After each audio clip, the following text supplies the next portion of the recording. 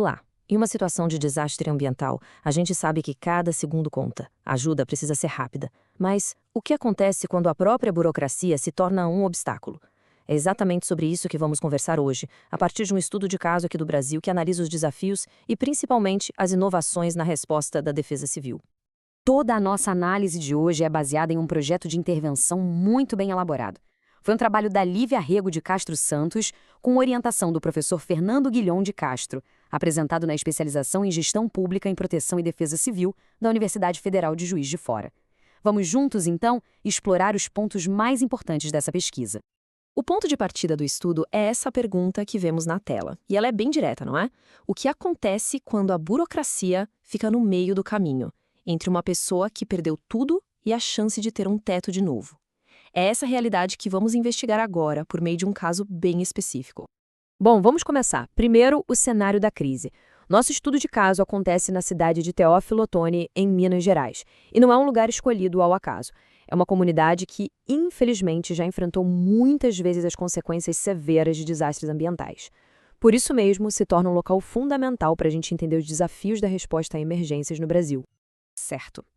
Agora, para a gente entender de verdade a dimensão do problema, é preciso olhar um pouco para o passado. O que se percebe em Teófilo Otoni é que não se trata de um evento isolado, mas sim de um padrão bem preocupante de crises que se repetem. Essa linha do tempo mostra isso claramente. Em 2002, chuvas fortíssimas. 10 anos depois, em 2012, grandes enchentes. Mais recentemente, em 2023, uma tempestade de granizo muito severa. E já em 2024, mais chuvas intensas. A cidade parece viver num ciclo constante de emergências, o que só reforça a necessidade de um sistema de resposta que não seja apenas eficaz, mas extremamente ágil. E aqui que a gente chega no ponto central da análise. Vamos focar na resposta àquela tempestade de granizo de 2023, porque foi nesse evento que o grande problema ficou exposto, o tal do gargalo burocrático, aquilo que atrasa a ajuda essencial. Pense nesse número, mais de 600 famílias tiveram suas casas danificadas, 600 famílias em situação de vulnerabilidade, precisando com urgência de materiais básicos para reparar seus telhados.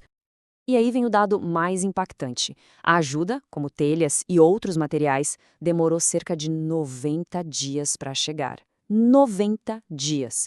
Quase 3 meses. A pergunta é, com tanta gente precisando, o que poderia justificar um atraso tão grande? A resposta está nesse conflito. De um lado, a necessidade imediata da comunidade. Do outro, as exigências inflexíveis da burocracia, com especificações padronizadas que, na prática, não se encaixavam na realidade local. E a pesquisa traz um exemplo muito claro disso. Como a citação destaca, a exigência de um parafuso de 25 centímetros para fixar as telhas se mostrou inadequada. Parece um detalhe, mas isso ilustra perfeitamente o problema maior com os itens padronizados pelo Sistema Nacional de Ajuda. O estudo aponta 2 obstáculos principais. Primeiro, o parafuso de 25 centímetros era grande demais para as estruturas danificadas e ainda por cima difícil de encontrar no mercado local. Segundo, a telha especificada de fibrocimento era muito pesada para os telhados já fragilizados. Ou seja, o que era para ser um padrão de qualidade acabou virando o que paralisou a distribuição da ajuda. Então, a história do parafuso e da telha é muito mais que um detalhe técnico. É, na verdade, um sintoma de falhas sistêmicas bem maiores que a pesquisa se propõe a diagnosticar. O problema central pode ser definido como uma ineficiência sistêmica. Basicamente, é um sistema que não foi construído para ter velocidade ou flexibilidade em uma crise. E as causas para isso são várias. A pesquisa aponta a falta de um fundo municipal específico para desastres, a dependência de processos federais lentos, regras de aquisição muito rígidas. Juntando tudo isso, o que se tem é a receita para a ineficiência. Mas o ponto forte deste trabalho é que ele não fica só no diagnóstico. Ele avança e propõe um caminho para a resiliência, com soluções claras e bastante práticas. A proposta central é focar na preparação. O plano se baseia em 3 passos. Primeiro, licitar itens essenciais com antecedência. Segundo, simplificar os protocolos de distribuição, até com pré-cadastro de famílias em áreas de risco. E terceiro, formar parcerias com empresas locais e outras instituições. A lógica é simples, estar pronto para agir, em vez de começar do zero a cada nova crise. A pesquisa reforça um princípio muito importante na área. Para cada real investido em preparação, Até R$ 4,00 são economizados lá na frente em custos de recuperação. Isso mostra que se preparar não é só uma questão de humanidade, é também de inteligência econômica. Certo. E por que tudo isso importa? Bem, as conclusões deste projeto têm implicações que vão muito além da cidade de Tel-Filoton. O que a pesquisa oferece é um modelo que pode ser replicado por outros municípios, fortalecendo a resiliência em nível local e regional. E, ao fazer isso, o trabalho também reforça o compromisso da universidade em formar profissionais éticos, críticos e capazes de aplicar o conhecimento acadêmico para resolver problemas reais da sociedade.